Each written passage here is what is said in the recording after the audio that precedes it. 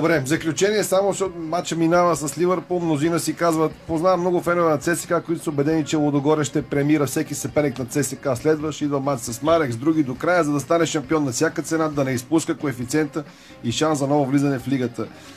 Ще премираш и съперниците на ЦСКА. Значи аз не би го нарекал по този начин.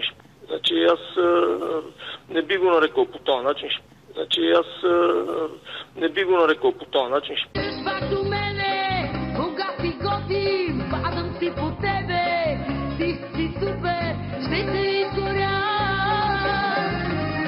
А въпросът с премиите е, че всеки един клуб сам да си преценява, нали, за какво играе и как по някакъв начин би могъл да си осигури допълнителни средства да мотивира играчите си, защото знаете, че финансовото положение в много клубове е тежко. И моите мечти тръгват зелено, зелено, на всичко паричко е добре.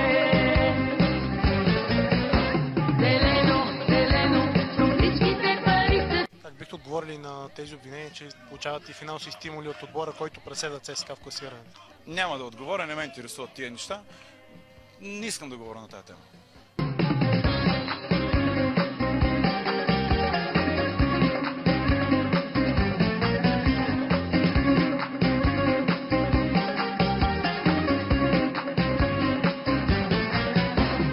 Егола за всичко, щом си паричко, севера е всичко, си супер, ще те изгоря. Господин Тенев, много голяма разлика в играта на вашия отбор в сравнение с Сладогорец Лудогорец. Господин Тенев, много голяма разлика в играта на вашия отбор в сравнение с Сладогорец Лудогорец. Значи срещу ЦСКА Левски борба за всяка топка и педе терен. И в допълнение жарки конфликти. А срещу Лудогорец, разбираш ли, мирно в защита и миролюбиво 0-4. Все пак гледате ли клип, ще го споделим на ефира на Марко Марек Лудогорец? Не съм го гледал. Ако ми го пуснете някой път, ще го гледам с удоволствие. Мерси! Аз си го знам, матч с Лудогорец. Ох, дано само не го е знал предварително. А на спортните журналисти у нас ще кажем, освен да питате за нашите клипчета. Все пак гледате ли клип, ще го споделим на ефира на Марко Марек Лудогорец? Е добре също така сами да задавате важните въпроси за фейрплея в българския футбол. Защото освен господаря на ефира, много малко други медии засегнаха тази деликатна тема. Благодарим. Все пак една от тях беше сайтът sporta.bg, който излезе с красноречиво заглавие "Брутално порно на стадион Бончук. Лудогорец разпиля Марек, скандален матч". И за да сме максимално ясни, ще попитаме директно. Полегна ли Марек на Лудогорец? И ако е да, с каква цел? За да запази силите на разграчани за Шампионска лига? Заради черно тото? Или и заради двете? Много добра логика. Но все пак Лудогорец имат вторник матч и ако ние тръгнем тук да ритаме или да правим нещо и пак загубиме, какво всички ще кажат, тя ги виж тия точно срещу Лудогорец скачат.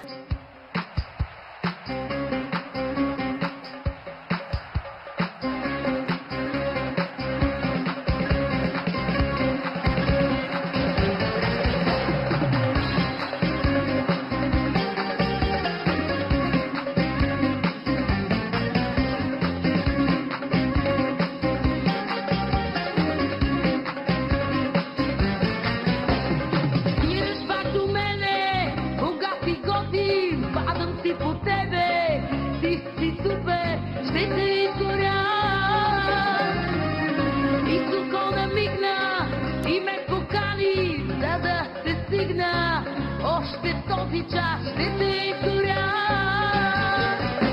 Зелено, зелено, към всичките пари са ти зелено, зелено. И моите мечти тръгват зелено, зелено. На всичко паричко е добре. Зелено, зелено, към всичките пари са ти зелено, зелено. И моите мечти тръгват зелено, зелено. На всичко паричко е добре.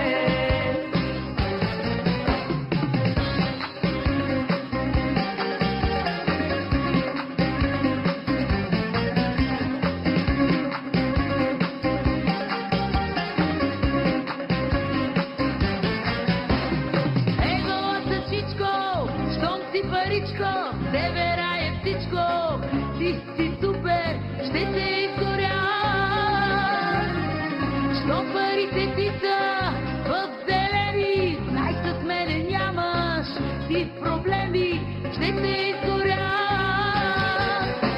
Зелено, зелено, към всичките пари са ти зелено, зелено. И моите мечти са в зелено, зелено. На всичко паричко е добре. Зелено, зелено, към всичките пари са ти зелено, зелено.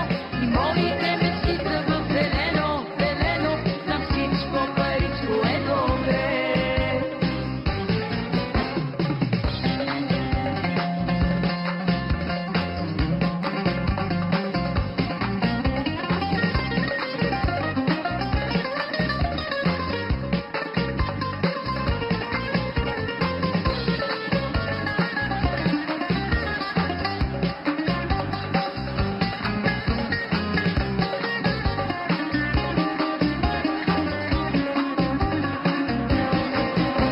Зелено, зелено,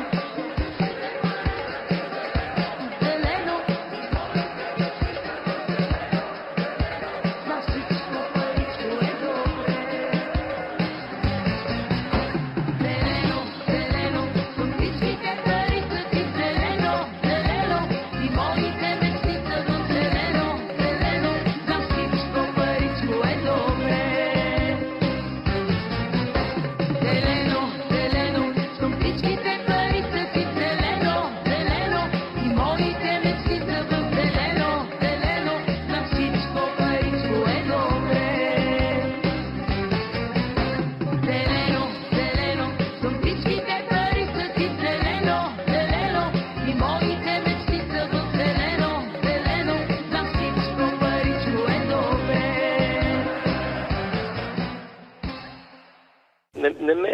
Не ми харесва тази тема, нали, че едва ли не нищо ние правиме нередно.